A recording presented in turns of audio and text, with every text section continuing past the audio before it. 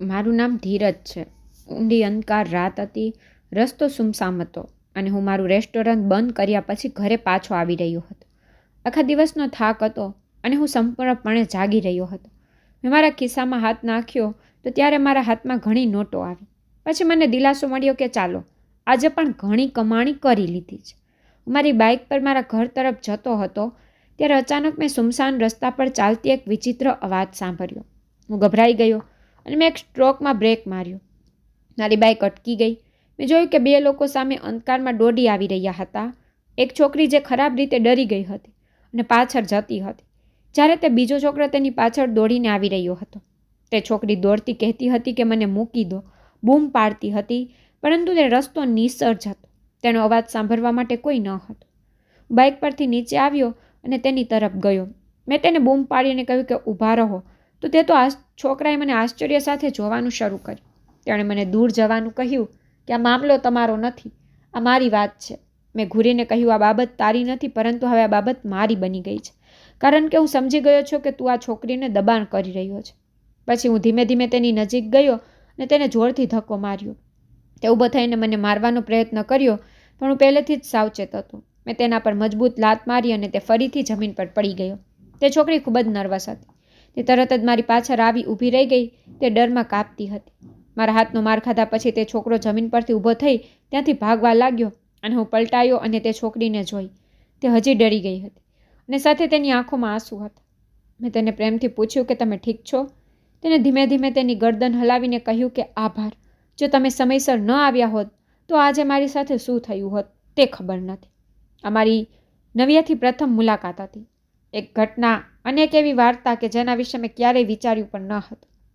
મેં નવ્યાને દિલાસો આપ્યો અને તેને પૂછ્યું કે તમે આવી રાતે સુમસાન રસ્તા પર શું કરી રહ્યા છો? તે નર્વસ અવાજમાં કહેવા લાગી કે હું કોઈ કામ માટે આવી હતી, પરંતુ રસ્તામાં છોકરાએ મારી પાછળ ચાલવાનું શરૂ કર્યું, તેથી હું ખૂબ ડરી ગઈ હતી.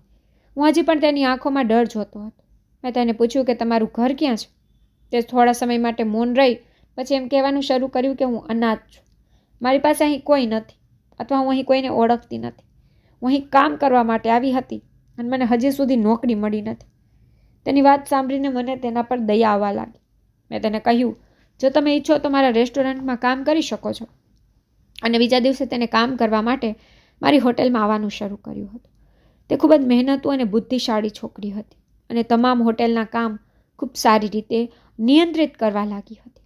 શરૂઆતમાં મેં તેને મારી રેસ્ટોરન્ટમાં વેઇટરની નોકરી આપી, પરંતુ તેના પછી સમય પસાર થવા લાગ્યો ત્યારે મને લાગ્યું કે તે મારા જીવનનો એક વિશેષ ભાગ બની રહી છે.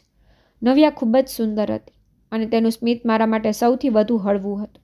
હું તેનાથી પ્રેમ કરવા લાગ્યો હતો. મને ખબર નહોતી કે તે મારા હૃદયને કેવી રીતે પસંદ આવી હતી, પરંતુ એક દિવસ મેં નક્કી કર્યું કે મને નવ્યા ખૂબ ગમે છે અને આ પ્રેમ છે. મેં ઘણીવાર વિચાર્યું હતું કે નવ્યા સાથે મારી લાગણી શેર કરવી જોઈએ, પરંતુ હું દર વખતે મારી જાતને રોકતો હતો, તે વિચારીને કે ખબર નહીં તે પણ મને પ્રેમ કરે છે કે નહીં, અથવા આ બધું ફક્ત મારી બાજુથી છે. હવે આ રીતે સમય પસાર થયો અને મારા રેસ્ટોરન્ટની કમાણી પણ વધી. મને નવ્યા પણ ઘણો વિશ્વાસ હતો. તેને રેસ્ટોરન્ટના હિસાબને હેન્ડલ કરવાની પણ મંજૂરી આપી હતી. તે મને કહેતી કે ધીરજ સર, તમે ચિંતિત ન થાઓ, હું બધું સારી રીતે હેન્ડલ કરીશ. તે હંમેશા તે જ કહેતી અને હું આંખો બંધ કરીને તેની વાતો પર વિશ્વાસ કરતો હતો. હું મારા કામમાં પ્રગતિ કરી રહ્યો હતો અને હું વિચારતો હતો કે હું જલ્દી નવ્યાને પ્રપોઝ કરીશ. કદાચ તે પણ મને પ્રેમ કરે છે. છેવટે તે દિવસ પણ આવ્યો હતો જેણે મને સંપૂર્ણપણે બરબાદ કરી દીધો હતો. તે દિવસે હું દલીલના કામથી ગયો હતો અને મેં મારું રેસ્ટોરન્ટ સંપૂર્ણપણે નવ્યાને સોંપ્યું હતું. નવ્યાથી હું નિશ્ચિંત રહેતો હતો કે તે સારી રીતે મારા રેસ્ટોરન્ટને અને મારા પૈસાની યોગ્ય રીતે કાળજી લે છે. પરંતુ જ્યારે હું રાત્રે પાછો આવ્યો ત્યારે જાણે એક મોટું વાવાઝોડું આવ્યું હતું. રેસ્ટોરન્ટની સ્થિતિ ખૂબ ખરાબ હતી. સામાન અને અહીં ત્યાં પથરાયેલો હતો. કેશ લોકર ખુલ્લું હતું અને સૌથી મોટી વાત એ હતી કે નવ્યા ત્યાંથી નીકળી ગઈ હતી. આ શું થઈ રહ્યું? હું શ્વાસ પણ લઈ શકતો ન હતો.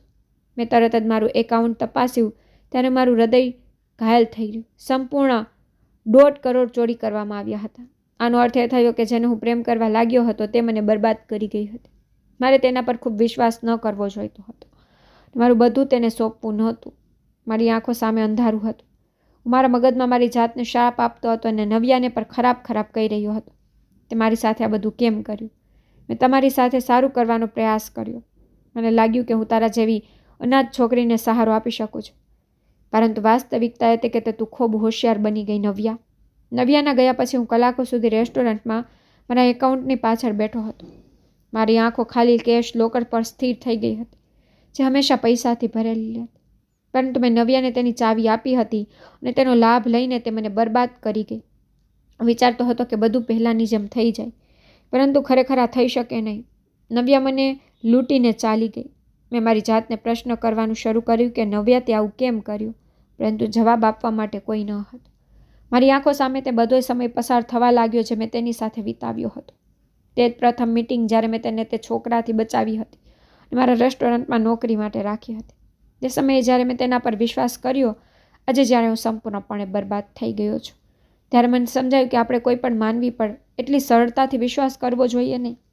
બીજા દિવસે રેસ્ટોરન્ટના માલિક મારી સામે ઊભા રહ્યા હતા.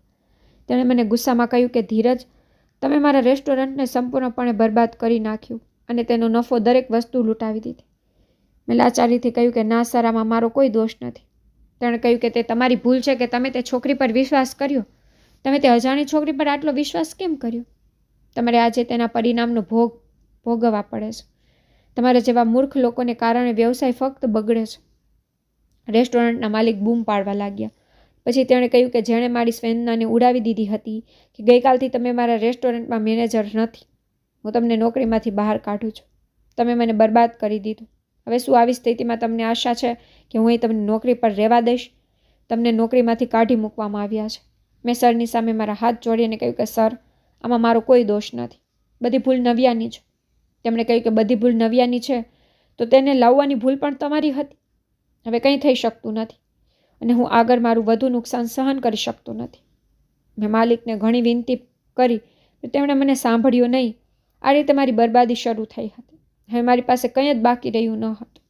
રેસ્ટોરન્ટમાં મેનેજર હતો. અહીં મારો પગાર ખૂબ સારો હતો, પરંતુ હવે નવ્યાને કારણે બધું બરબાદ થઈ ગયું હતું. માલિકે બધા લોકોમાં અફવા ફેલાવી હતી કે તે છોકરી સાથે મળીને મેં રેસ્ટોરન્ટના પૈસા ગાયબ કર્યા, પરંતુ એવું કંઈ ન હતું. મારું નામ, મારી ઇજ્જત, પૈસા બધું લૂંટાઈ ગયું હતું. તો પણ જ્યારે કોઈ વ્યક્તિ પાસે કંઈ પણ બાકી રહેતું નથી, ત્યારે વિશ્વ તેને કંઈ પણ આપવા માટે તૈયાર નથી. મારું હૃદય ખરાબ રીતે તૂટી ગયું હતું, પરંતુ હું હાર માનવાવાળામાંથી ન હતો. સવારમાં દરવાજાના જોરથી ખખડાવતું હતું. ઊંઘ મારી આંખોથી પ્રભુત્વ ધરાવતી હતી અને ખૂબ મુશ્કેલીથી હું દરવાજા ખોલવા માટે ઊભો થયો. જ્યારે મેં દરવાજો ખોલ્યો ત્યારે અમારા ઘરનો મકાન માલિક સામે ઊભો હતો. તેનો ચહેરો ક્રોધથી લાલ હતો. તેણે કહ્યું, ધીરજ, તે છેલ્લા 3 મહિના પહેલાં મને કહ્યું હતું કે તું મને આવતા મહિનામાં ભાડું આપીશ અને છેલ્લા 3 મહિનાથી તે મને તે જ કહી રહ્યો છું, પરંતુ હવે હું તારી કંઈ પણ વાત સાંભળીશ નહીં. હવે તારે મારું ઘર ખાલી કરવું પડશે. તે યોગ્ય રીતે કહી રહ્યા હતા, કારણ કે નવ્યા 3 મહિના પહેલાં મને લૂંટી અને ગઈ હતી. મારી પાસે નોકરી નહોતી અને હવે ઘર પણ હાથથી જઈ રહ્યું હતું. આંખોમાં જે ઊંઘ હતી તે ગાયબ થઈ ગઈ હતી. મેં મકાન માલિકને વિનંતી કરી કે હું નોકરી શોધી રહ્યો છું. જેમ મને નોકરી મળશે હું તમને ભાડું આપીશ. પણ મકાન માલિક મારું કંઈ પણ સાંભળવા માટે તૈયાર ન હતા. મેં તેને કહ્યું કે તમે મને થોડા દિવસ આપો, હું પૈસા ગોઠવીશ અને તમારું બધું ભાડું તમને સાથે આપીશ. મકાન માલિક હસવા લાગ્યા અને કહેવાનું શરૂ કર્યું કે દર વખતે તું આ સમાન સંવાદ બોલે છે. હું કંટાળી ગયો છું. હવે તારી પાસે બહાનાનો સમય નથી. કાલ સુધી મારું ઘર ખાલી કર, નહીં તો હું મારા માણસોને મોકલીશ. તારો બધો સામાનને ઘરની બહાર કાઢાવીશ. મેં કહ્યું, ના માલિક, આમ ન કરો. વાતને સમજવાનો પ્રયત્ન કરો. ઘર મારા માટે છેલ્લું સમર્થન છે. પરંતુ તેના ચહેરા પર મારા માટે કોઈ નરમાઈ નહોતી. તેને કહ્યું કે આ મારું ઘર છે અને હું તને અહીં મફતમાં રહેવા દેતો નથી. આ કહી તે જવા લાગ્યો, પરંતુ જતા પહેલાં તેણે મને છેલ્લી ચેતવણી આપી. જો તે આવતીકાલ સુધી મારું ઘર ખાલી ન કર્યું તો હું મારા માણસોને મોકલીશ અને મારું ઘર ખાલી કરાવી શકું છું. હું મારું માથું પકડીને દરવાજા પર બેસી ગયો હતો. હવે શું કરવું, ક્યાં જવું તે હું સમજી શકતો નહોતો. પૈસાની વ્યવસ્થા ક્યાંથી કરું? મારી આંખો સામે અંધકાર આવવા લાગ્યો. પહેલાં નવ્યાની છેતરપિંડી, પછી પ્લેસમેન્ટથી જોબ પૂરી થઈ જવી અને હવે મારું ભાડાનું ઘર પણ મારા હાથમાંથી જવાનું હતું. મારી હિંમત જાણે સમાપ્ત થઈ રહી હતી. એકમાત્ર સવાલ મારા મગજમાં આવી રહ્યો હતો કે મારે હવે ક્યાં જવું જોઈએ. મારી મા પણ રૂમમાંથી બહાર આવી હતી. તેની આંખોમાંથી પણ ઊંઘ જતી રહી હતી. તે પણ ચિંતિત હતી. તેણે કહ્યું, શું થયું દીકરા? દરવાજા પણ કોણ આવ્યું હતું? હું તેના મુદ્દા પર મૌન રહ્યો. આખરે હું તેને શું કહેત કે હવે આપણે બેઘર થઈશું? માં સમજી ગઈ હતી કે હું પરેશાન છું. તે મારી સમાન બેઠી અને મને દિલાસો આપીને કહ્યું, દીકરા, મને કે શું વાત છે? તું કેમ પરેશાન છો? મારા મોં પર જાણે લોક લાગી ગયો હતો. હું મારી આંખોમાં ડર જોઈ શકતો નહોતો, પરંતુ મારી પાસે બીજો કોઈ રસ્તો નહોતો. મેં મારી માને મારી આંખોમાં આંસુ લઈ કહ્યું કે મકાન માલિક ભાડું લેવા આવ્યા હતા. તે કહેતા હતા કે જો આવતીકાલ સુધી પૈસા નહીં આપો તો ઘર ખાલી કરવું પડશે. આ સાંભળીને મારી માતાનો ચહેરો પીળો થઈ ગયો હતો. તે ઝડપથી તેના રૂમમાં ગઈ અને તેની પાસે કેટલાક પૈસા લઈ આવી. તેણીએ કહેવાનું શરૂ કર્યું કે આલે દીકરા, આ થોડા પૈસા છે, આમાંથી 3 મહિનાનું ભાડું નીકળી જશે. તું મકાન માલિકને પૈસા આપી દે, જેથી તે આપણને અહીં થોડા દિવસ રહેવા દે. મેં મારી માતાને ચોંકીને પૂછ્યું કે માં, આ પૈસા ક્યાંથી આવ્યા? આપણી પાસે કોઈ પૈસા નહોતા. માએ હસીને કહ્યું કે પુત્ર, જ્યારે તું પૈસા કમાવા જતો હતો ત્યારે તારા બધા પૈસા લઈ મને આપતો હતો. તેમાંથી હું બચત કરીને કેટલાક પૈસા રાખતી હતી, તેથી ખરાબ સમય માટે આપણને કામ આવી શકે. અને આજે તે બચતવાળા પૈસા આપણને કામ આવશે, કારણ કે આજથી પણ ખરાબ સમય ઘટાડી શકાય છે. મારી માતા પર ગર્વ અનુભવ્યો હતો કે તેણે આવા મુશ્કેલ સમયમાં પણ તેણે ખરાબ સમય માટે પૈસા બચાવી રાખ્યા હતા. મારી આંખોમાં આંસુ હતા. મેં તેમને ગળે લગાવીને કડકાઈથી રડ્યો હતો અને તેને કહ્યું પણ કે હું આ પૈસા લઈશ નહીં, બીજો કોઈ રસ્તો કાઢીશ. પૈસા તમારા છે માં. માએ મને સમજાવ્યું અને કહ્યું કે મારો પુત્ર ખૂબ મજબૂત છે. ક્યારેય જિંદગી આપણી કસોટી લે છે. બેટા, બધું સરળ રીતે થતું નથી. યાદ રાખ કે તું એક પ્રામાણિક વ્યક્તિ છો, અને વ્યક્તિના ઈરાદા સાચા હોય તો ઉપરવાળો તેને નિરાશ કરતો નથી. આ શબ્દો મારા હૃદયને સ્પર્શી ગયા હતા. મારી પાસે હવે 2 રસ્તા હતા. કારણ તો મને મકાન માલિકની વિનંતી કરવી હતી, અથવા મને મારી જાતને સંભાળવી હતી. નોકરી ચાલી ગઈ હતી, પૈસા ચાલ્યા ગયા હતા, અને હવે સન્માન પણ દાવ પર હતું. જ્યારે રેસ્ટોરન્ટના માલિકે મને નોકરીમાંથી કાઢી મૂક્યો ત્યારે મને આશા હતી કે મને બીજે ક્યાંક નોકરી મળશે, પરંતુ નસીબે મને સહારો આપ્યો ન હતો. દરેક જગ્યાએ નોકરી માટે પ્રયત્ન કર્યો, પણ નોકરી ક્યાંય મળી ન હતી. હું આ 3 મહિનાઓમાં આખો દિવસ ભૂખ્યો તરસ્યો ફરતો હતો. દરેક જગ્યાએ નોકરી શોધતો રહ્યો, પણ કંઈ સરખું થયું નહીં. રાતના સમયે એક બેન્ચ પર બેઠો હતો. લોકો ખાવા પીવામાં વ્યસ્ત હતા અને હું બજારની વચ્ચેની સુંદરતા જોઈને પણ ખાલી બેઠો હતો. તે સમય હતો જ્યારે મને અહેસાસ થયો કે જ્યારે તમારી પાસે કંઈ પણ હોતું નથી તો વિશ્વના લોકો તમને ભૂલી જાય છે. એક દિવસ હું મદદ લેવા માટે મારા એક જૂના મિત્ર પાસે ગયો, પરંતુ તેણે મને કંઈ પણ મદદ કરી નહીં. પણ સહાનુભૂતિ અનુભવાતી નહોતી, પરંતુ તેણે મને ટોણા આપવાનું શરૂ કર્યું. પાગલ છોકરા, તે એક અજાણ છોકરી પર વિશ્વાસ કર્યો હતો, હવે તું તે જ ભોગવે છે. હું તેની વાત સાંભળ્યા પછી આગળ તેને શું કહેત? તે શાંતિથી પાછો આવ્યો, અને જ્યારે વિશ્વ આપણને છોડી દે છે ત્યારે ઉપરવાળો એક જ આપણો સહારો હોય છે. નક્કી કર્યું કે હું ફરીથી કોઈ કામ કરીશ, ભલે મારા માટે કેટલું પણ મુશ્કેલ હોય. જો વિશ્વના લોકો મને કંઈક આપવા માટે તૈયાર નથી તો હું મારી જાતે કમાઈશ. આ વિચારીને મેં મારી માતાના નમતેલા પૈસા લીધા અને બજારમાં શાકપુરીની રેકડી કરી. આ મારી એક નવી આશા હતી, પરંતુ નસીબ હજી પણ મને અજમાવવા માંગતું હતું. મને બજારમાં કોઈ સ્થાન મળતું ન હતું. ઘણી મુશ્કેલીથી મને ઘણા દિવસો પછી એક સ્થાન મળ્યું હતું. જેમ મેં ત્યાં શાકપુરી બનાવવાનું શરૂ કર્યું, મારી સામે એક બીજી સમસ્યા આવી. સામે એક મોટો ધાબો હતો, જેને ખૂબ જ સુંદર રીતે બનાવવામાં આવ્યો હતો, અને જ્યાં દરેક પ્રકારનો ખોરાક ઉપલબ્ધ હતો. ત્યાં છોલે ભટુરે, બટાકાનું શાક, બટાટાના પરાઠા, હજી પણ ઘણા પ્રકારનો ખોરાક ખૂબ ખર્ચાળ હતો, અને લોકો અહીં લાઈન લગાવીને ખોરાક ખરીદતા હતા અને બેસીને જમતા હતા, અને હજી પણ લોકો ત્યાંથી ખરીદી કરી રહ્યા હતા. મારી પાસે કોઈ આવ્યું નહીં, અને હું આ રીતે બેઠો રહ્યો. જ્યારે સાંજ થવા આવી ત્યારે મારી હિંમત તૂટવાની શરૂ થઈ, અને પછી રાત પણ થઈ હતી. જ્યારે રાતનો અંધકાર થવા લાગ્યો ત્યારે મેં હિંમત ગુમાવી. મારી આંખોમાં આંસુ હતા, અને ઉપરવાળાથી પ્રાર્થના કરી રહ્યો હતો કે કોઈ ચમત્કાર થાય. મેં ક્યારેય કોઈની સાથે ખરાબ કર્યું નથી, તો પછી આ બધું મારી સાથે કેમ થઈ રહ્યું છે? હવે ખૂબ જ રાત થઈ ગઈ હતી. મેં વિચાર્યું કે મારે હવે ઘરે જવું જોઈએ. હું ખાલી હાથે મારી રેકડીનો સામાન બંધ કરવા લાગ્યો ત્યારે અચાનક 2 બાળકો મારી પાસે આવ્યા. કહેવાનું શરૂ કર્યું કે કાકા, અમને શાકપુરી ખવડાવો, અમને ખૂબ જ ઝડપથી ભૂખ લાગી છે. અમારી માંદી માં પણ ઘરે ભૂખ્યા છે. ઉપરવાળાના નામે કંઈક આપો. તે બંને નિર્દોષ બાળકોએ તેના નાના હાથ મારી સામે ફેલાવ્યા. તે બંનેને જોઈને મારું હૃદય તડપતું હતું. મેં મારી રેકડી પર નજર કરી, જ્યાં મારી બધી શાકપુરી રાખી હતી, જે ગ્રાહકને વેચવા માટે મેં બનાવી હતી, જે સવારથી અત્યાર સુધી વેચાઈ ન હતી. મેં કંઈ પણ વિચાર્યા વિના તે બાળકોને ખોરાક આપ્યો. કહ્યું કે પુત્રા, લઈ જાઓ, તમારા ઘરે જાઓ અને તમારી મા અને બાકીના ભાઈ બહેનો સાથે ખુશીથી ખાઓ. બાળકો ખુશ થયા હતા. તેના ચહેરા પર ઘણી ચમક આવી હતી, જે કદાચ તેના પેટની ભૂખે તેનાથી છીનવી લીધી હતી. મારી પાસે જેટલું પૂરી શાક હતું તે મેં આપ્યું હતું. હવે મારી પાસે કંઈ જ નહોતું, કારણ કે આજે મારો પહેલો દિવસ હતો, તેથી મેં થોડો ખોરાક બનાવ્યો હતો અને તે ખોરાક પણ વેચાણો ન હતો. હવે હું સંપૂર્ણપણે ખાલી હાથ હતો. જ્યારે હું ઘરે ગયો ત્યારે મને ખાવાની ખૂબ જ સુગંધ આવી રહી હતી. જોયું કે માં રસોડામાં ખૂબ જ સ્વાદિષ્ટ ખોરાક રાંધતી હતી. માએ મને કહ્યું, પુત્ર, કોઈ અમારા ઘરે રાશન મોકલ્યું છે.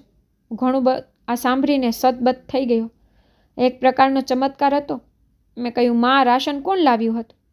માએ કહ્યું કે ખબર નહીં પુત્ર કોણ હતું, પણ કોઈ અજાણી વ્યક્તિ હતો. તેણે મને તેનું નામ પણ ઉલ્લેખ કર્યો ન હતો. બસ હસીને ચાલ્યો ગયો.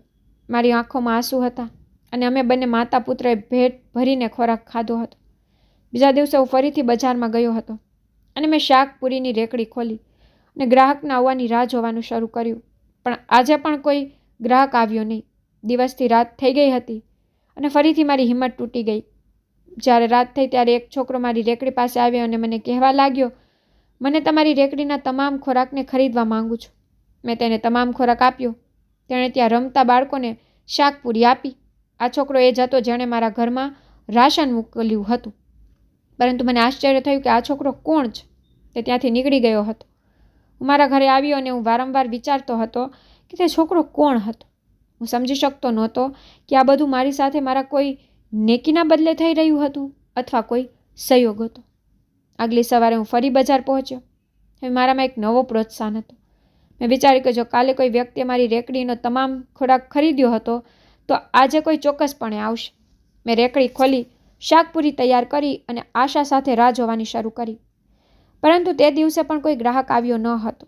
દિવસો આ રીતે પસાર થવા લાગ્યા. ત્યાં આજુબાજુના બધા લોકો મને વિચિત્ર આંખોથી જોતા હતા, કહેતા કે આ કામ તારા બસનું નથી. કોઈ તારી શાકપુરી ખરીદતી નથી ને તું અહીં આવી અને તારો સમય બગાડે છે. ફરીથી રાત થઈ અને તે છોકરો ફરીથી આવ્યો. તે વ્યક્તિ અંધારામાં મૌન રીતે આવ્યો અને મારી રેકડીનો તમામ ખોરાક ખરીદ્યો. પછી તેણે ત્યાં ગરીબ લોકોને અને બાળકોમાં વેચ્યો. મેં હવે હિંમત કરીને તે અજાણ છોકરા સાથે વાત કરી હતી અને કહ્યું, સાંભળો. તે અટકી ગયો અને મારી તરફ જોવાનું શરૂ કર્યું. તેથી મેં તેને પૂછ્યું કે તમે આખરે મને મદદ કેમ કરી રહ્યા છો? તે હસ્યો અને કહ્યું કે જે લોકો બીજા લોકોને મદદ કરે છે તે ક્યારેય ખાલી રહેતા નથી. તે દિવસે જ્યારે તે મને વાત કહી અને ત્યાંથી ગયો, એક માણસ મારી પાસે આવીને કહેવા લાગ્યો, શું તમારી રેકડીનો ખોરાક ખરેખર સારો છે? મેં કહ્યું, હા ભાઈ. તો તેણે મારી પાસેથી 200નો ખોરાક ખરીદ્યો. આ પહેલો દિવસ હતો જ્યારે મારી રેકડી પર કોઈએ પૈસા ચૂકવીને મારી પાસેથી મારો ખોરાક ખરીદ્યો હતો. હું ખૂબ ખુશ હતો. બીજા દિવસે સવારે મેં નક્કી કર્યું કે હું તે છોકરાનો પીછો કરીશ. તે દર વખતે મારી રેકડીએથી ખોરાક ખરીદતો અને બાળકોમાં વેચતો. જ્યારે હું તેની પાછળ ગયો ત્યારે મેં જોયું કે તે એક અનાથ આશ્રમમાં પ્રવેશ કરી રહ્યો હતો. જ્યારે તે અંદર ગયો ત્યારે તે મારી પાસેથી ખરીદેલ તે જ ખોરાક અનાથ બાળકોમાં વિતરણ કરી રહ્યો હતો. આ જોઈને હજારો પ્રશ્નો મારા મગજમાં ફરવા લાગ્યા. આ છોકરો અનાથ બાળકોની મદદ કરે છે? મેં ધીરેથી દરવાજો ખોલ્યો અને અંદર પ્રવેશ કર્યો. જેમ તે પાછો ફર્યો તો મેં તેને પૂછ્યું કે તું કોણ છે અને આ બધું કેમ કરી રહ્યો છે? તેણે હસીને કહેવાનું શરૂ કર્યું, શું કાકા, તમે હજી પણ જાણવા માંગો છો? જ્યારે મેં માથું હલાવ્યું ત્યારે તેણે કહેવાનું શરૂ કર્યું કે એક સમય પહેલાં મારી કોઈએ મદદ કરી હતી. હું ભૂખ્યો હતો, તેણે મને ખોરાક આપ્યો હતો અને આજે હું પણ આવું જ કરી રહ્યો છું જેવું મારી સાથે થયું હતું. તેની વાત સાંભળીને મને આઘાત લાગ્યો. તેણે કહ્યું કે અહીં હાજર બાળકો એ છે જેને વિશ્વએ મૂકી દીધા છે. તેના માતા પિતા હાદસામાં મૃત્યુ પામ્યા તો કોઈ કહી અનાથ છે. પછી અચાનક તેણે એક એવી વાત કહી જેનાથી મને આશ્ચર્ય થયું. તેણે કહ્યું કે ધીરજ કાકા, તમે એક દિવસ એક ભૂખ્યા બાળકને ખોરાક ખવડાવ્યો હતો. ઊંડા વિચારમાં ખોવાઈ ગયો અને પછી મને યાદ આવ્યું કે હા, કેટલાક વર્ષો પહેલાં મેં એક ભૂખ્યા બાળકને મારી હોટેલની શાકપુરી ખવડાવી હતી. પરંતુ તે વાત હું ભૂલી ગયો હતો. તેને કહ્યું કે હું એ જ બાળક છું જેને વર્ષો પહેલાં તમે ખોરાક ખવડાવ્યો હતો.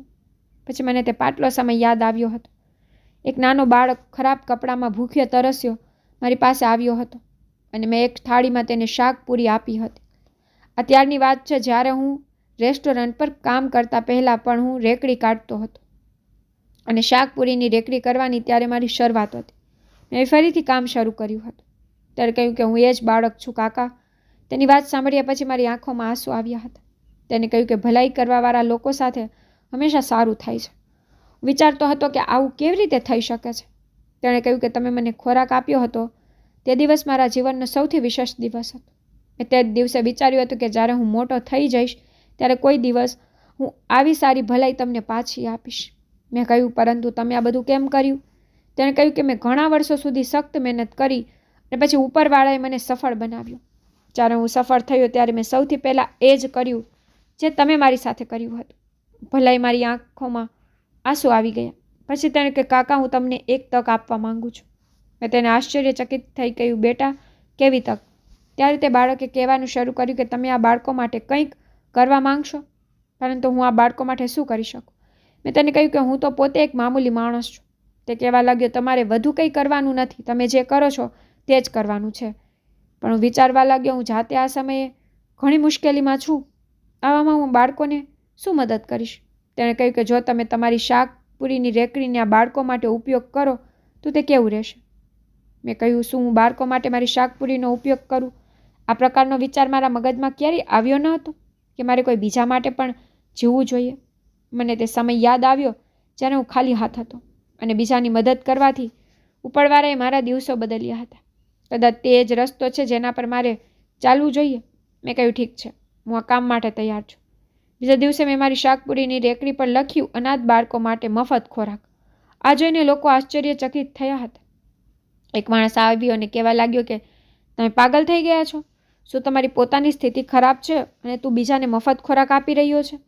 મેં તે માણસની વાતોનો કોઈ જવાબ આપ્યો નહીં, પરંતુ તે પછી તે જ બાળકો મારી પાસે આવ્યા જે તે દિવસે મારી પાસે ખોરાક લેવા માટે આવ્યા હતા. મેં તેમને એક પ્લેટ શાકપુરીની આપી ત્યારે તે ખૂબ ખુશ થઈ ગયા. થોડા દિવસો પછી તે છોકરો મારી પાસે આવ્યો અને કહેવા લાગ્યો, શું તમે ખરેખર આ બાળકો માટે કંઈક કરવા માંગો છો? મેં કહ્યું, હા, બિલકુલ. તો તેણે હસીને કહ્યું, તો પછી તમારે એક કામ કરવું પડશે. તમે મારી સાથે ચાલો.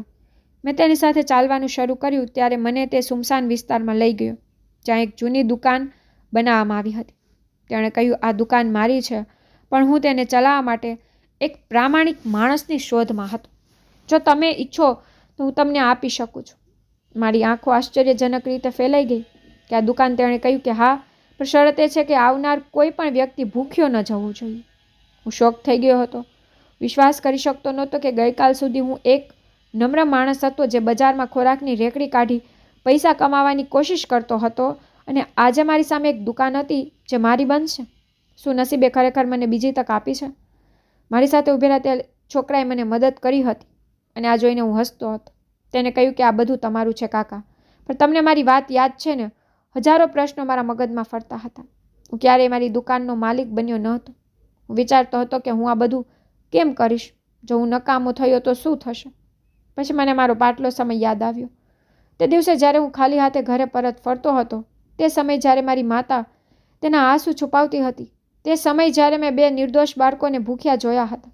મેં વિચાર્યું કે જો મને તક મળી છે તો હું તેને મારા હાથમાંથી જવા દઈશ નહીં. મેં તે છોકરાને કહ્યું કે હું તૈયાર છું. બીજા દિવસે મેં દુકાનને સાફ કરવાનું શરૂ કર્યું. આ સ્થાન ખૂબ જ જૂનું હતું. દુકાનની દિવાલોને નુકસાન થયું હતું. આ કામ મારા માટે સરળ નહોતું. મેં બજારમાંથી ટેબલ ખુરશી ખરીદી અને દુકાનમાં પેન્ટ પર કરાવ્યું. જે પણ મારી પાસે હતું મેં તેની સાથે કામ કરવાનો પ્રયાસ કર્યો, પરંતુ વાસ્તવિકતા સમસ્યા હતી કે ગ્રાહકો ક્યાંથી આવશે? બજારમાં મોટી હોટલો અને રેસ્ટોરન્ટ પહેલેથી જ હાજર હતા. મેં આ દુકાન પર એક નાનકડું બેનર લગાવ્યું કે અહીં કોઈ ભૂખ્યું ઊંઘશે નહીં. જો હું પહેલા દિવસે આવ્યો તો હું છું. શાકપુરી સાથે દાળ મખની, છોલે ભટુરે અને બટાકાના પરાઠા પણ બનાવ્યા હતા અને પછી ગ્રાહકની રાહ જોતો હતો, પરંતુ કોઈ ગ્રાહક આવ્યો ન હતો. ઘણી કલાકો પસાર થઈ હતી. પછી અચાનક એક વૃદ્ધ માણસ કાપતા હાથ સાથે અંદર આવ્યો. તેના કપડાં પણ મેલા હતા અને ભૂખ તેના ચહેરા પર સ્પષ્ટ દેખાઈ રહી હતી. તેણે મને કહ્યું કે દીકરા, મારી પાસે પૈસા નથી, હું ઘણા દિવસોથી ભૂખ્યો છું. તમે મને ખોરાક આપશો? તારું ખૂબ સારું થશે. મેં કંઈ પણ વિચાર્યા વિના તેના માટે ઝડપથી એક ખોરાકની થાળી તૈયાર કરી અને તે વૃદ્ધ માણસની સામે બધો ખોરાક મૂક્યો. તમે ઈચ્છો તેટલું ખાવ બાબાજી, લો. તે વૃદ્ધ માણસની આંખોમાં આંસુ આવ્યા હતા. તેને મને ઘણા આશીર્વાદ આપ્યા અને સાથે દુઆઓ પણ આપી. તેના ગયા પછી એક કિંમતી કાર આવી અને દરવાજા પર અટકી ગઈ અને એક ધનિક માણસ અંદર આવ્યો અને ચારે બાજુથી મારી દુકાન તરફ જોવાનું શરૂ કર્યું. પછી મને પૂછવાનું શરૂ કર્યું કે અહીં ખાવાની સારી વ્યવસ્થા છે? મેં માથું હલાવીને કહ્યું કે હા, બિલકુલ.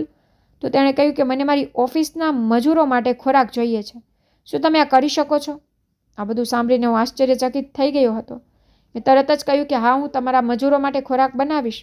તેણે મને અગાઉથી ચૂકવણી આપી દીધી જેથી હું મારા માટે જરૂરી માલ ખરીદી શકું. હું ખુશ થયો હતો કે હજી ફક્ત મેં એક ભૂખ્યા વ્યક્તિને ખોરાક ખવડાવ્યો હતો તો ઉપરવાળાએ મારા માટે નવા દરવાજા ખોલી દીધા હતા. પરંતુ નસીબ હજી મને વધુ પ્રયાસ કરવા માંગતું હતું. બીજા દિવસે જ્યારે હું બજારમાંથી માલ ખરીદવા ગયો ત્યારે એક બેકરીવાળો મને જોઈને જોર જોરથી હસવા લાગ્યો. આ તે જ બેકરીવાળો હતો જેની બેકરીની દુકાન પાસે મેં ઘણી વખત મારી રેકડી મૂકવાનો પ્રયત્ન કર્યો હતો, પરંતુ ત્યાં કોઈ ગ્રાહક આવતો ન હતો. તેણે મને કહ્યું કે ધીરજ, મેં સાંભળ્યું છે કે તે તારો ખોરાક વેચવા માટે એક નાની દુકાન ખરીદી છે. મેં કહ્યું કે હા, કંઈક આવું જ છે. તેણે કહ્યું, તું ભૂલી ગયો છે કે આ વ્યવસાય આમ ચાલતો નથી, અને હા, જો તે તારી દુકાન લાંબા સમય સુધી ચલાવી તો સમજો કે મુશ્કેલી તારા માટે આવશે. મેં કહ્યું, તેનો અર્થ શું? તે મારી સાથે એ રીતે વાત કરી રહ્યો હતો જેમ મને ધમકી આપી રહ્યો છે. મેં તેની વાતની અવગણના કરી અને મારી દુકાન પર પાછો આવ્યો. પરંતુ જ્યારે મેં સાંજે મારી દુકાનનું હોટેલ ખોલ્યું ત્યારે મેં જોયું કે મારા ગેસ સિલિન્ડરમાંથી ગેસ પૂરો થઈ ગયો છે. ચાલુ પણ બગાડવામાં આવ્યો હતો અને માલ પણ ગુમ હતો.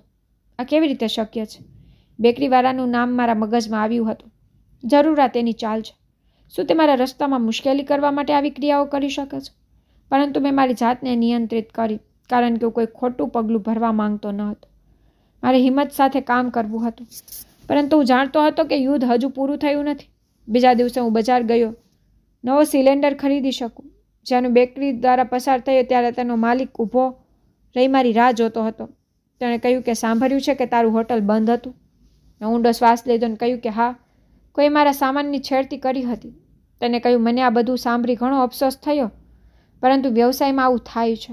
મેં તેની આંખોમાં જોઈને કહ્યું, જો તમને લાગે છે કે તું આ બધું કરીને મને રોકી શકે છે તો તું ખોટું વિચારી રહ્યો છે. તે પણ મારા શબ્દો પર હસવા લાગ્યો. ધીરજ, હજી તું બાળક છે. લોકો આટલી સરળતાથી સફળ થતા નથી. રસ્તામાં મુશ્કેલી આવે છે અને તારે પણ આવવાવાળી મુશ્કેલીઓ માટે તૈયાર રહેવું જોઈએ. મેં મારા ક્રોધને દૂર કરી અને કહ્યું કે મને કોઈ નુકસાન કાળજી નથી. મને ઉપરવાળા પર સંપૂર્ણ વિશ્વાસ છે. આ કહીને હું ત્યાંથી આવ્યો હતો, પણ મને જાણ હતી કે હવે મારે પહેલાં કરતાં વધુ સાવચેત રહેવું પડશે. 2 દિવસ પછી મેં ફરીથી હોટલ ચલાવવાનું શરૂ કર્યું. મેં બધી વસ્તુઓ નવી રીતે ખરીદી હતી અને ખોરાક તૈયાર કર્યો. ગ્રાહકો આવવા લાગ્યા હતા અને ધીરે ધીરે કામ સારું થતું હતું, પરંતુ દુશ્મન શાંતિથી બેસતો ન હતો. અચાનક 4 માણસો સાંજે હોટેલમાં પ્રવેશ્યા.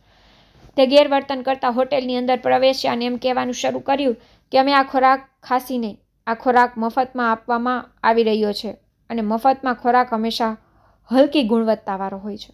હોટેલમાં હાજર અન્ય લોકોએ તેમને જોવાનું શરૂ કર્યું. આ લોકો મારું ભવ્યતા બનાવવા માટે આવ્યા હતા. મેં તેની આંખોમાં જોયું હતું અને હું સમજી ગયો હતો કે આ બેકરીવાળાના માણસો હતા અને તે મને બદનામ કરવા આવ્યા હતા. મને ગુસ્સો આવ્યો હતો અને મેં મારા ક્રોધને દૂર કરીને કહ્યું કે જો તમને ખોરાક પસંદ નથી તો તમે અહીંથી જઈ શકો છો. તેમાંથી એક છોકરો કહેવા લાગ્યો કે જુઓ, આ વ્યક્તિને પણ જાણ છે કે તેનો ખોરાક ખરાબ છે. હવે હોટેલમાં બેઠેલા અન્ય તમામ લોકોએ પણ મને શંકા કરવાનું શરૂ કર્યું હતું. આ બધું ઈરાદાપૂર્વક કરવામાં આવી રહ્યું હતું. મેં મજબૂત શબ્દમાં કહ્યું કે જે લોકો અહીં ખોરાક ખાવા માટે આવે છે તે પોતે આ વાતનું નક્કી કરશે કે મારો ખોરાક સસ્તો છો કે સારી ગુણવત્તાનો છે. પછી મેં એક વેટરને કહ્યું કે તેના માટે ખોરાક લાવ. જો તેઓને મારો બનાવેલો ખોરાક પસંદ આવશે નહીં તો હું તેમની પાસે માફી માંગીશ. આ સાંભળી હોટેલમાં બેઠેલા બીજા તમામ ગ્રાહકોએ મારા વતી બોલવાનું શરૂ કર્યું કે તમે લોકો ખોરાક ખાઈ જુઓ, અહીં તેમનો ખોરાક ખૂબ સારો હોય છે. તે 4 છોકરાઓને લોકોની વાત ખરાબ લાગી અને તેઓ ગુસ્સાથી ત્યાંથી રવાના થયા. હવે મારું નામ આખા શહેરમાં પ્રખ્યાત થઈ રહ્યું હતું. લોકો મારી પાસે આવવા લાગ્યા હતા અને તે સમજી ગયા હતા કે અહીં ગરીબો માટે મફત ખોરાક છે. જેઓ પૈસા ચૂકવીને બેકરીમાં કંઈક ને કંઈક ખાતા હતા, હવે તે જ લોકો મારી હોટેલમાં ખોરાક ખાવા આવ્યા લાગ્યા હતા, કારણ કે મારી હોટેલની વાનગી ખૂબ સારી હતી અને મારી અહીં બનાવેલા ખોરાકમાં પણ સ્વચ્છતા કાળજી લેવામાં આવતી હતી. બેકરીનો માલિક હવે મૌન બેઠો ન હતો. બજારમાં એક દિવસ અફવા ફેલાઈ કે મારી હોટેલનો ખોરાક ખોટી ગુણવત્તાનો છે. હું ખોરાકમાં લેવાના આવેલ ફ્રૂડ ઓઇલ, ઘી, ચોખા, ખોટી ગુણવત્તાના મસાલા વાપરું છું. આ સાંભળીને મારા હોટેલના ગ્રાહકો ઘટવા લાગ્યા હતા. મને નીચે કરવા માટે આ બધું કરવામાં આવી રહ્યું હતું. મેં નક્કી કર્યું હતું કે હવે હું મૌન રહીશ નહીં. મેં શહેરના એક ફૂડ ઇન્સ્પેક્ટરને જાતે ફોન કર્યો અને કહ્યું કે મારે અહીં બનાવેલ ખોરાકની તપાસ કરવી જોઈએ. જો મારા ખાવામાં કંઈક ખોટું હોય તો મારી હોટલને જાતે જ બંધ કરીશ. આ વાત જ્વાળામુખીની જેમ આખા શહેરમાં ફેલાઈ ગઈ હતી. જો હું સફળ થવા માંગુ છું તો ઉપરવાળા મને સહારો આપશે. બીજા દિવસે ફૂડ ઇન્સ્પેક્ટર આવ્યા અને મારા બનાવેલ ખોરાકની સંપૂર્ણ તપાસ કરવામાં આવી અને તેઓએ કહ્યું કે અહીંનો ખોરાક સંપૂર્ણ છે અને સારી ગુણવત્તાનો બનાવેલ છે. આ સાંભળીને લોકોનું યકીન કાયમ થયું હતું અને જે લોકો આ અફવા સાંભળી આવતા ન હતા તે ફરીથી હવે મારી હોટેલમાં આવવા લાગ્યા હતા. ઉપરવાળાએ મને સહારો આપ્યો હતો અને મારી હોટેલ સફળતાના માર્ગ પર ચાલવાનું શરૂ થયું. લોકો મારા ખોરાકને પસંદ કરતા હતા. મારી હોટેલનું નામ પ્રખ્યાત થઈ રહ્યું હતું અને બધા ઉપર હું મારા હેતુમાં સફળ થતો હતો. અહીં કોઈ ભૂખ્યો સૂતો નહોતો, પરંતુ આ સફળતા મારા દુશ્મનોને પચતી નહોતી. બેકરીનો માલિક હજી મૌન થયો ન હતો. આ વખતે તે માત્ર સાજિશોની હદ સુધી રહેવા માંગતો નહોતો, પણ મારા પર હુમલો કરવા માંગતો હતો. બજારમાં અફવાઓ ફેલાવ્યા પછી તે મારા પર હુમલો કરવા જઈ રહ્યો હતો. એક દિવસ જ્યારે હું હોટેલ બંધ કરવા જઈ રહ્યો હતો ત્યારે 2 છોકરાઓ મારી હોટેલમાં આવ્યા. તેમાંથી એકે કહ્યું કે આજે ખોરાક ખૂબ સારો હતો. મને આશ્ચર્યથી તમારો આભાર, તમે ફરીથી અહીં આવજો. પછી તે લોકો અચાનક ગુપ્ત રીતે ચાલ્યા ગયા. પરંતુ બીજા દિવસે સવારે બજારમાં બીજા નવા સમાચાર ફેલાયા હતા કે મારા હોટેલનો ખોરાક ઝેરી હતો. ઘણા લોકોને મારી હોટેલમાં ખાવાથી સ્વાસ્થ્ય બગડ્યું હતું. આ સમાચારમાં લોકોના મોંમાંથી સાંભળી રહ્યો હતો. આ કેવી રીતે થઈ શકે? મારો ખોરાક હંમેશા યોગ્ય હતો, સ્વચ્છતાની ધ્યાનમાં રાખીને બનાવવામાં આવે છે. બજારમાં અવાજ હતો કે આ હોટેલ બંધ થવી જોઈએ. કેટલાક લોકો કહેતા હતા કે ધીરજ લોકોના જીવન સાથે રમી રહ્યો છે. આ એક કપટપૂર્ણ વ્યક્તિ છે. મારા પર કેસ દાખલ થયો હતો. પછી એક દિવસ પોલીસ મારી હોટેલ પર આવી અને કહેવા લાગ્યા કે તારા પર કેસ કર્યો છે. લોકો કહે છે કે તારો ખોરાક ઝેરી છે, જેના કારણે ઘણા લોકો બીમાર થઈ ગયા છે. મેં કહ્યું, સર, આ બધું ખોટું છે. મેં હંમેશા શુદ્ધ ખોરાક રાંધ્યો છે. પરંતુ પોલીસ પાસે ફરિયાદ નોંધાઈ હતી. પોલીસ કર્મીએ કહ્યું કે અમે તને કસ્ટડીમાં લેવા માંગીએ છીએ. આ સાંભળી મારી સ્વેદના ઉડી ગઈ હતી કે શું સાચે મારી સખ્ત મહેનત બરબાદ થઈ જશે? તે જ સમયે તે જ અજાણ વ્યક્તિ મને મદદ કરવા આગળ આવ્યો. તેણે પોલીસ કર્મીને કહ્યું કે ઊભા રહો, હું ધીરજ કાકાના હકમાં જુબાની આપવા માંગુ છું. પોલીસે પૂછ્યું કે તું કોણ છે? તો તેણે કહ્યું કે હું એ વ્યક્તિ છું જે સારી રીતે જાણે છે કે ધીરજ કાકા એક પ્રામાણિક વ્યક્તિ છે. તેણે તેના મોબાઈલમાં રેકોર્ડ વિડીયો પોલીસને બતાવ્યો, જે અમારી હોટેલમાં લાગેલા સીસીટીવી કેમેરાની હતી. તે વિડીયોમાં તે છોકરાઓ સ્પષ્ટ રીતે જોવા મળ્યા હતા, જે ખોરાક ખાધા પછી ટેબલ પર કોઈ વસ્તુઓ છોડી દીધી હતી. તે પોતે ખોરાકમાં કોઈ વસ્તુ ભેળવી ગયા હતા, જેથી ધીરજ કાકાને ઇલ્ઝામમાં ફસાવવામાં આવે. પોલીસ પાસે નક્કર અને ખાતરીપૂર્વક પુરાવો હતો. તેણે કહ્યું કે ધીરજ કાકા નિર્દોષ છે. આ બધી એક કાવતરું હતું મને ફસાવવા માટે, પરંતુ આ બધું તે બેકરીવાળા દ્વારા કરવામાં આવ્યું હતું, કારણ કે પોલીસ કર્મીઓએ તપાસ શરૂ કરી હતી અને તે છોકરાઓને પણ બોલાવવામાં આવ્યા હતા. તે છોકરાઓએ તેની ભૂલ સ્વીકારી અને કહ્યું હતું કે બેકરીના માલિકે તેને પૈસા ચૂકવીને આ બધું કરવા માટે કહ્યું હતું. આ સાંભળીને પોલીસ બેકરીવાળા વ્યક્તિ પાસે પહોંચી હતી અને તેની પણ ધરપકડ કરવામાં આવી હતી. જુલ્મ ક્યારેય હંમેશા ચાલતો નથી. તે પછી મારી હોટેલ વધુ મજબૂત થઈ હતી. લોકોને મારા પર વિશ્વાસ થઈ ગયો. આ તે હોટેલ છે જ્યાં કોઈ ભૂખ્યો સૂતો નથી અને ખોરાકમાં કોઈ વ્યભિચાર નથી.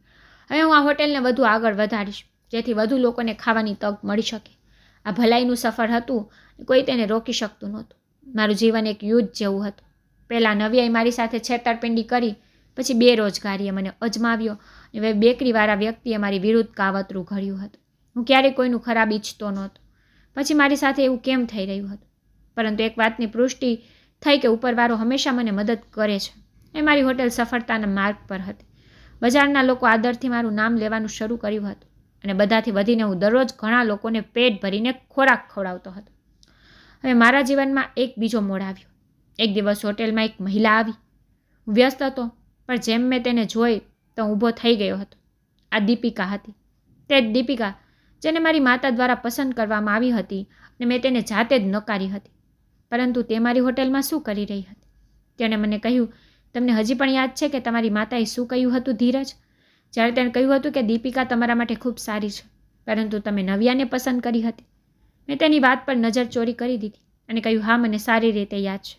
દીપિકાએ ઊંડો શ્વાસ લીધો અને કહેવા લાગી કે હું અહીં તમને તમારા જીવનની સૌથી મોટી તક આપવા માટે આવી છું. ધીરજ, મેં ચોંકીને તેની તરફ જોઈને કહ્યું, તક? કેવી તક?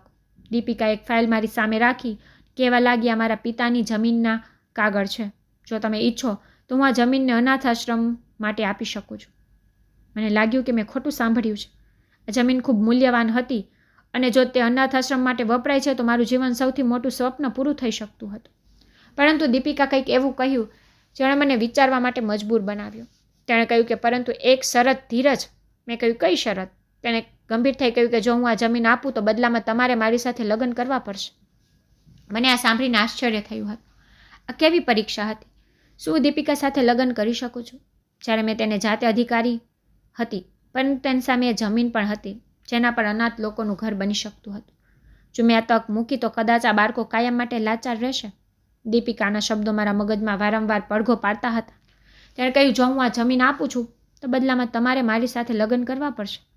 મેં મારા આખા જીવન દરમિયાન ઘણા નિર્ણયો લીધા છે, કેટલાક સાચા તો કેટલાક ખોટા, પરંતુ આ નક્કી કરવું ખૂબ મુશ્કેલ હતું. મેં દીપિકાને એકવાર નકારી હતી તો હું તેને સ્વીકાર કરી શકતો હતો? શું અનાથ બાળકો માટે આ બલિદાન આપી શકતો હતો? મેં દીપિકા તરફ જોઈને વિચાર્યું કે શું આ પણ મારા માટે કોઈ આજમાઈશ છે? જો મને આ જમીન મળી જાય તો મારું સૌથી મોટું સ્વપ્ન પૂર્ણ થઈ શકે છે. મેં વિચાર્યું કે જો હું લગ્ન માટે હા કરીશ તો શું આ લગ્ન મારા માટે બલિદાન હશે અથવા સાચા પ્રેમમાં બદલશે? જો હું ના પાડીશ તો શું હું અનાથ બાળકો માટે મારી ફરજ પૂરી કરી શકીશ નહીં? મેં કુંડો શ્વાસ લીધો અને દીપિકાને કહ્યું કે હું તારી સાથે લગ્ન કરવા તૈયાર છું. આ શબ્દો મારા મોંમાંથી બહાર આવ્યા અને મારું ભાગ્ય બદલાઈ ગયું. મારી માં ખુશ હતી, અનાથ આશ્રમના લોકો ખુશ હતા અને મારા લગ્નના સમાચાર ચાર બાજુ ફેલાઈ ગયા હતા. પરંતુ મારા લગ્નના દિવસે એક વિચિત્ર અકસ્માત થયો હતો. તે જ અજાણ વ્યક્તિ મારા ઘરે આવ્યો હતો. તેણે લગ્ન કરતી વખતે મને અટકાવ્યો હતો અને કહ્યું, રોકો ધીરજ કાકા, તમારે લગ્ન કરવાની જરૂર નથી. મેં કહ્યું હતું ઊભા રહો ધીરજ કાકા, તમને આ લગ્ન કરવાની જરૂર નથી. મેં કહ્યું શું? મને આશ્ચર્ય થયું. તો તેણે મને કહ્યું કે આ જમીન પહેલેથી જ અનાથ આશ્રમના નામે છે. તેણે મને કાગળ કાઢી બતાવ્યા અને કહ્યું કે તમને છેતરપિંડી કરવામાં આવી છે. સાંભળીને મારી આંખો આશ્ચર્યજનક સાથે ફેલાઈ ગઈ. તો શું દીપિકા ઈરાદાપૂર્વક મારી સાથે લગ્ન કરવા માંગતી હતી? જ્યારે મેં દીપિકા તરફ જોયું ત્યારે તે મૌન ઊભી હતી. તેની આંખોમાં એક વિચિત્ર દુઃખ હતું. આ શું છે દીપિકા? તે લાંબા સમય સુધી મૌન રહીને પછી કહેવાનું શરૂ કર્યું કે હા તે સાચું છે, પણ મેં તમને નુકસાન પહોંચાડવા માટે આ બધું કર્યું નથી, પરંતુ હું તમને પ્રેમ કરું છું. મેં તમને મેળવવા માટે આ બધું કર્યું. તેની આંખોમાં આંસુ હતા. દીપિકાએ કહ્યું કે જ્યારે તમે મને ના પાડી હતી ત્યારે મેં તમારા માટે પ્રાર્થના કરી હતી. જ્યારે તમે નવ્યાને કારણે બરબાદ થઈ ગયા હતા ત્યારે પણ મેં તમારા માટે પ્રાર્થના કરી હતી. અને જ્યારે તમારી પાસે કંઈ પણ નહોતું ત્યારે પણ મેં તમને મૂક્યા નહોતા. તો શું આ બધો દીપિકાનો પ્રેમ હતો? મારું મન મારી જાતને નિયંત્રિત કરી શકતું ન હતું. મેં હંમેશા દીપિકાને અવગણી હતી, પરંતુ તે મારા માટે ખૂબ ગંભીર હતી. લગ્નના ક્ષણ પર મારી સામે આ સત્ય આવું કે તે જમીન પહેલેથી જ અનાથ આશ્રમના નામે હતી, મને અંદરથી તોડી નાખ્યો હતો. મેં દીપિકા તરફ જોયું. તેની આંખોમાં દિલગીર હતી, પણ મારા માટે પ્રેમ પણ હતો. દીપિકાએ કહ્યું કે મેં તમને મેળવવા માટે આ બધું કર્યું, કારણ કે હું હંમેશા તમને ઈચ્છતી હતી. મારા પગલાઓ ધ્રુજવા લાગ્યા. મેં કહ્યું કે જો તને ખબર હતી કે આ જમીન પહેલેથી જ અનાથ આશ્રમના નામે છે તો પછી તે લગ્નની શરત કેમ મૂકી? તેણે કહ્યું કે કારણ કે હું જાણતી હતી કે જો હું તમારી સાથે આ શરત ન મૂકત તો તમે ક્યારેય મારી સાથે લગ્ન કરત નહીં. ખરેખર મેં આ દેખાવ સાથે ક્યારેય તેની તરફ જોયું નથી. તો શું હું તેના પર વિશ્વાસ કરી શકું છું? મને મારી માની વાત યાદ આવી. માએ કહ્યું કે પુત્ર દીપિકા નવ્યાની જેમ નથી. અને પછી નવ્યાનો ચહેરો મારી આંખો સામે આગળ ફરવા લાગ્યો. મેં મારી આંખો બંધ કરીને નવ્યા પર વિશ્વાસ કર્યો હતો. તેને મને બરબાદ કરી દીધો હતો, પણ શું દીપિકા પર વિશ્વાસ કરી શકતો હતો? જ્યારે બધા મારા જવાબની રાહ જોતા હતા ત્યારે આખા રૂમમાં મૌન હતો. પછી મેં કુંડો શ્વાસ લીધો અને દીપિકા તરફ જોઈને કહ્યું કે હું તારી સાથે લગ્ન કરવા તૈયાર છું. મારા મોંમાંથી આ શબ્દ બહાર આવતા મારું ભાગ્ય બદલાઈ ગયું હતું. દીપિકાએ તેની આંખો બંધ કરી અને રડવાનું શરૂ કર્યું, પરંતુ આ આંસુ ખુશી ન હતા. મારી માતાની આંખોમાં ચમક હતી અને અનાથ આશ્રમના બાળકોની ખુશીથી તાળીઓ વગાડતા હતા. આ લગ્ન એક કોન્ટ્રાક્ટ નહોતો, પણ એક શરૂઆત હતી. મેં દીપિકાને નકારી હતી, પણ ઉપરવાળાએ તેને પણ મારા ભાગ્યમાં લખી દીધી હતી. કદાચ કેટલીક વાર તે શ્રેષ્ઠ વસ્તુ છે આપણને મોડી સમજાય.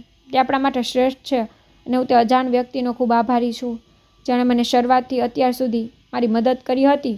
તેનું નામ રિષભ હતું અને રિષભ મારી જેમ એક ગરીબ છોકરો હતો જેની ઉપરવાળા નસીબ બદલ્યું હતું અને પછી તેની જેમ મારું નસીબ પણ બદલ્યું હતું. તો મિત્રો, ઉમ્મીદ કરું છું કે તમને મારી વાર્તા ગમી હશે. વાર્તા ગમી હોય તો વિડીયોને લાઇક કરો અને ચેનલમાં નવા હોય તો ચેનલ પર સબસ્ક્રાઈબ કરો અને હા નોટિફિકેશન બેલને જરૂરથી દબાવો જેથી આગલી અપડેટ તમને પહેલાં મળી રહે. ધન્યવાદ.